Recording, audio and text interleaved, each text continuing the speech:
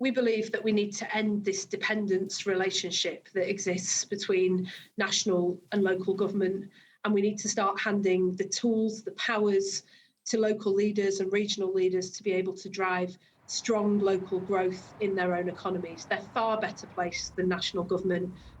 You're an MP in the north of England. I live in the north. We get comments from our viewers on the 5 phone on this programme all the time, because there are often promises made about investments in other parts of the United Kingdom, and invariably it doesn't materialise. So what will be different here? I mean, what sort of specific targets can we talk instead of generalities?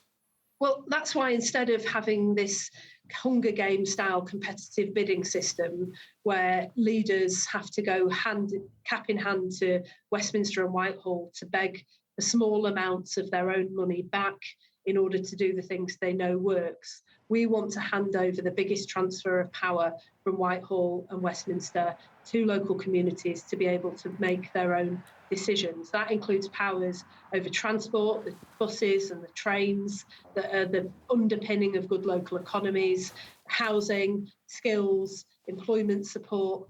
OK, and do you, any idea how much it would cost and where the money would come from?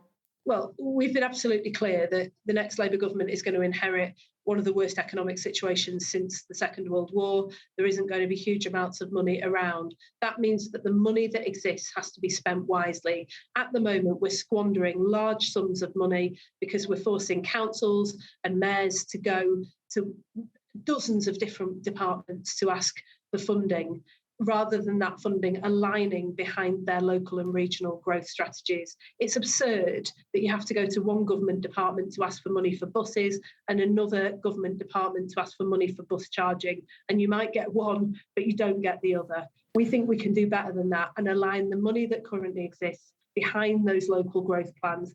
I wanted to ask you about one other topic which is up for debate at the moment, the tax affairs of Nadhim Zahawi. I'm sure you saw today that Number 10 were unwilling to say whether the current Prime Minister had ever paid a tax penalty. But on the Zahawi issue more specifically, should he be forced to step down while this is being investigated?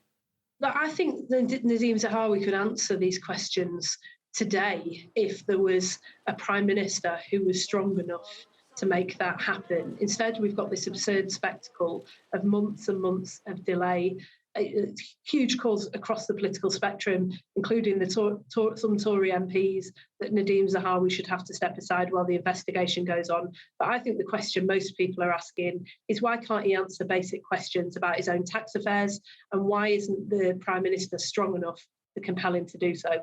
Lisa, Nandy, appreciate your time. Thank you very much. Thank you.